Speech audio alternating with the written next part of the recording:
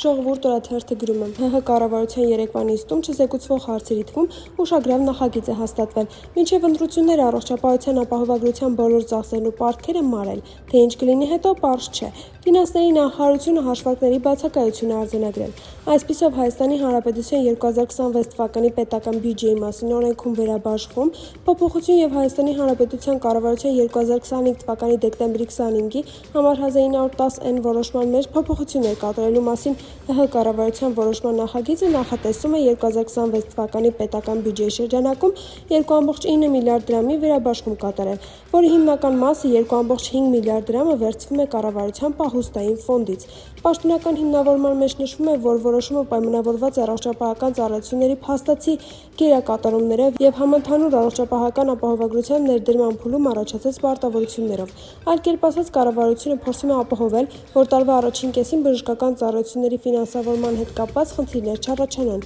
իսկ համակարգում կուտակվող հնարավոր նոր պարտավորությունների հարցը փաստացի տեղափոխվում է տարվա երկրորդ կես։ Հունիսից հետո, ինչպես կանխատեսել են մասնագետները, ապահովագրության համակարգը կարող է կանգնել լուրջ ֆինանսական խնդիրների առաջ։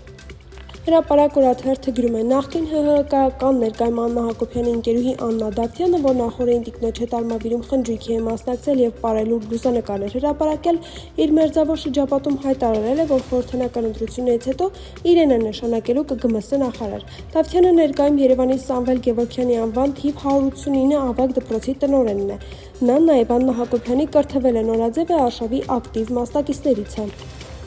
Հրապարակ թերթը գրում է. Երեկ Նիկոլ Փաշինյանը սառը ցնցուղ լցրեց իր թիմի ու իրենց հավատացողների գլխին, ակնարկելով, որ թրիփի աշխատանքները ժամանակավորապես կարող են հետաձգվել։ Ավելի պարզ ասած, այդ ճանապարհակառուցումն իրենց ձեռքում չէ, ամենն ոնց ուզի, այնպես էլ կլինի։ Իրանի կոնֆլիկտը փոխել է իրավիճակը մեր տարածաշրջանում։ Կառավարության երեկվա նիստից հետո բրիֆինգում Փաշինյանը բառացի ասաց, որ Թրամփի ուղին ԱՄՆ վարչակազմի առաջնահերթությունների մեջ չի այս պահին։ Իրանի շուրջ կատարվող իրադարձությունների պատճառով տեսնում եք ինչ է կատարվում ու ինչով ենք իրենք հիմա զբաղված։ Ցավոք հավակնությունը մեծ է, որ process-ների վրա ժամանակի առումով կազդի։ Հիմա ԱՄՆ կառավարությունը կենտրոնացած է այլ խնդիրների վրա։ Իհարկե, եթե պարզվի, որ չի ազդի, ավելի լավ։ Ասաց նա, գուժելը, որ խաղաղության փուչիկը պայթել է։ Դերևս նաև սա է պատճառը, որ ամբողջ ուժով հումանիտար միջանցք են առաջարկում Ադրբեջանին։ Հրապարակ օրաթերթը գրում է. Դիլիջանի Կամոյի փողոցում միջպետական ճանապարհի եզրին սնկի վաճառքի կետ կա։ Ծառի սնկի սեզոնային այստեղ վաճառվում է անտառի ծառի սունկ, մյուս ժամանակները շամպինյոն եւ աճեցրած ծառի սունկ։ Սնկի վաճառքի կետը պատկանում է մոտակայքում խանութ ունեցող դիլիջանցուն, որը ոչ թե իր խանութում է վաճառում սունկը կամ խանութի առաջ, այլ փողոցի մյուս կողմում։ Ամենքապետարանը մի անգամ 100,000 դրամով տուգանել է սնկի անօրինական վաճառքի համար, սակայն նա շարունակում է սնկի վաճառքը։ Դիլիջանի բնակիչները պատմեցին, որ ամեն անգամ, երբ Նիկոլ Փաշինյանը Դիլիջան կամ Իջևան է այցելում, այստեղ վաճառվող սունկը հավաքում են, իսկ նրա գնալուց հետո սնկի վաճառքը շարունակվում է։ Հրապարակ թերթը գրում է. ԿՊՆ-ի շաբաթ ներկուսակցական քարոզարշավի անվան տան Կաշավի Վայոց եւ Սյունիք, իսկ եզրափակիչ արշավը նախատեսում են իրականացնել գալիք շաբաթ Երևանում։ ԿՊԱ-ական աղբյուրները չեն թաքցնում իրենց թախիծը, որ Երևանում անմխիթար վիճակում են եւ նոր հնարքներ են մտածում, ինչ անել, որ թաղերով, բակերով անցնելիս չխայտառակվեն։ Բանն այն է, որ Երևանում ԿՊ-ի վարկանիշը մարզերի համեմատ շատ ավելի ցածր է, եւ եթե մարզերում չկարողանան խուսափել տհաճ պահերից, պատկերացնում են, թե մայրաքաղաքում ինչ է կատարվելու։ ԿՊ-ից մեզ ասացին, որ դեռ հայտնի չէ երևանյան քարոզարշավի սցենարը։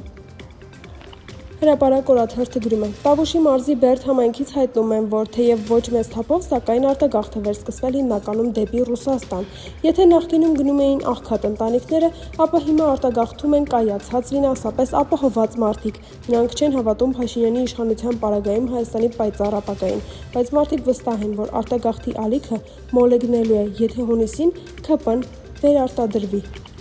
Իրավունք թերթը գրում է. Տիրադավ եպիսկոպոսները կաթողիկոսի դեմ արշավի Քավոր Կճյանի հետ լուրջ զրույց են ունեցել, մինչև Զատիկ հայ է, չէ։